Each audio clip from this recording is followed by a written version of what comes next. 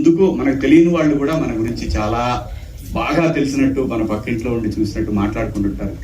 ఇలాంటి సందర్భం చాలా మంది మనుషులకు వస్తుంది. నాకే కాదు, ఇండస్ట్రీలో ఉన్న చాలా మంది ఆర్టిస్టులకు వస్తాయి, చాలా మంది టెక్నీషియన్లకు వస్తాయి, చాలా మంది జర్నలిస్టులకు వస్తుంది, అందరికి వస్తుంది. లైఫ్లో ప్రతి వాడికి ఎంత ఎంట్రీ దొరికినా కానీ ఎక్కడో బ్రేక్ రాలేదనే ఫీలింగ్ అందరికీ ఉన్నట్టు నాకు ఉంది. ఆ సందర్భంలోనే బిగ్ బాస్ అనే ఒక ఆపర్చునిటీ వచ్చింది.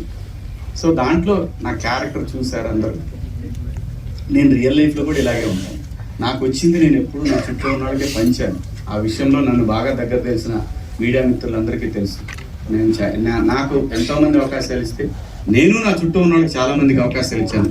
అందుకే నేను ఫ్లోలో అన్నాను, నాకు అది ఇష్టం, బతికించు నీ చుట్టూ ఉన్నాడు.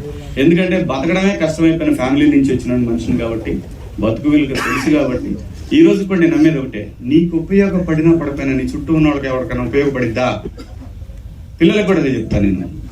అన్నా అది మనకు దూరంగా ఉన్నా సరే వాడికి ఉపయోగపడిద్దా, చేసేద్దాం, మనకి తర్వాత వేరే వాడు చేస్తాడు. మనకి ఆ పద్ధతిలో ఉన్నాను కాబట్టి దేవుడు ఈరోజు అదే అంటాను, నమ్మి నిజాయితీగా ఉంటే ఎప్పటికీ సక్సెస్ ఏదో ఒక రోజు ఆఖరికి నువ్వు 80 సంవత్సరాల వయసులో ఉన్నా కూడా నీ దగ్గరికి వస్తుంది.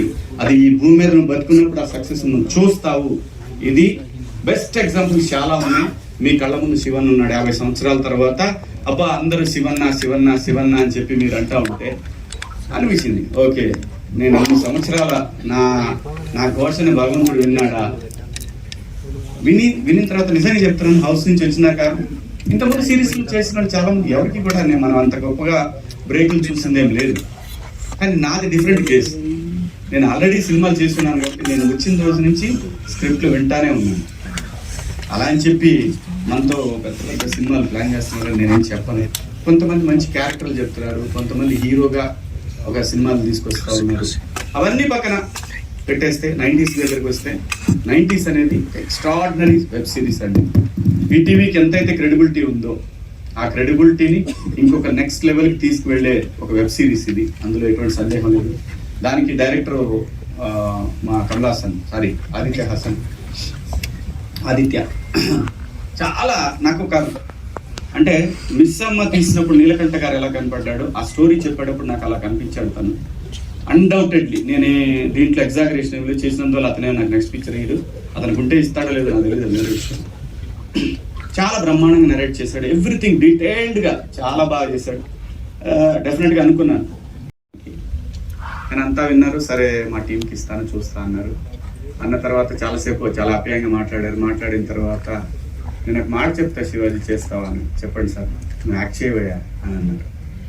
నేను చేయనని ఎప్పుడు అనలేదండి ఎవరితో కూడా. శివాజీ రాజకీయాల్లోకి వెళ్ళిపోయాడు, సీఎం అవుతాడు, పిఎం అవుతాడు అని జనం ఊరికే అనుకున్నారు. నాకు అసలు రాజకీయాల్లోకి ఎప్పుడు కూడా వెళ్ళాలని, రాజకీయ పార్టీలో ఉండాలని నేను ఎప్పుడు అనుకోలేదు. కేవలం ఆ రోజున్న ఎమోషన్స్, ఆ డివిజన్, ఆ ప్రాంతం అనే ఎమోషన్ తోటి నేను ప్రజల కోసం కనెక్ట్ అయ్యాను. రాజకీయాలు నేను ఎప్పుడు కూడా చేయాలనుకోలేదు, చేయలేదు కూడా. సో నన్ను అలా ఇంకా శివాజీ రాడు సినిమాలు చేయడానికి కొంచెం చాలామంది అనుకున్నారు కాబట్టి అలా అవాయిడ్ అయిపోయానండి. నేను మీరు ఇస్తే చేస్తా సార్ అన్న, మీరు చెప్పండి ఏదన్నా ఉంటే చేస్తానన్నాను. ఒక 1.5 month 2 months తర్వాత ఒకరోజు ఈటీవీ నుంచి కాల్ వచ్చింది. ఆయన పేరు సత్యనారాయణ గారు. ఒకసారి సాయికృష్ణ గారిని కలుస్తారా అంటే అప్పుడు మన నితిన్ గారు వాళ్ళు కలిశాను. నేను కలిసినప్పుడు వాళ్ళు ఇట్లా ఒక కథ ఉంది వినండి మీరు అని చెప్పి నాకు కథ వినిపించారు. అదే 90s #90s middle class biopic. చాలా బ్యూటిఫుల్ స్క్రిప్ట్ అండి. వెంటనే నేను విన్న తర్వాత జస్ట్ 10 minutes తర్వాత చెప్పాను. చెప్పిన తర్వాత ఓకే అండి చేద్దామని చెప్పాను. అది ఇంకా ప్రొడక్షన్ అంటే సెట్స్ మీదకి వెళ్తుంది అన్నప్పుడు నాకు బిగ్ బాస్ ఆపర్చునిటీ వచ్చింది. కానీ యాక్చువల్గా ముందు ఇదే నేను యాక్ట్ చేయడానికి ఫస్ట్ ఇదే. కాకపోతే మళ్ళీ రీఎంట్రీ స్క్రీన్ మీద మాత్రం బిగ్ బాస్లో కనిపించాను అందరికి. సో బిగ్ బాస్ వచ్చింది తర్వాత వీళ్ళకి కూడా చెప్పాను, ఇట్లా బిగ్ బాస్ వచ్చిందండి, మరి నాకు పలానా రోజు అడుగుతున్నారు, మీరు ఆలో ఫినిష్ చేయమంటే చేశారు. 90s షూటింగ్ స్టార్ట్ అయింది. నా వల్లనే తొందరగా స్టార్ట్ చేశారు, నా కోసమే స్టార్ట్ చేశారు తొందరగా. అందరూ అనుకున్నట్టు చాలామంది అనుకున్నట్టు ఈ క్రేజ్ అది ఇది ఏమంటే నేను ఎప్పుడు ఇలాగే ఉన్నానండి. నేను వచ్చిన రోజు నుంచి నా లైన్ నేను ఎప్పుడు దాటలేదు. ప్రతి ఒక్కళ్ళు అర్థం చేసుకోవాల్సిందంటే మనకంటూ ఒక టైం రావాలి, వచ్చినప్పుడే జనానికి మనం కనెక్ట్ అవుతాం.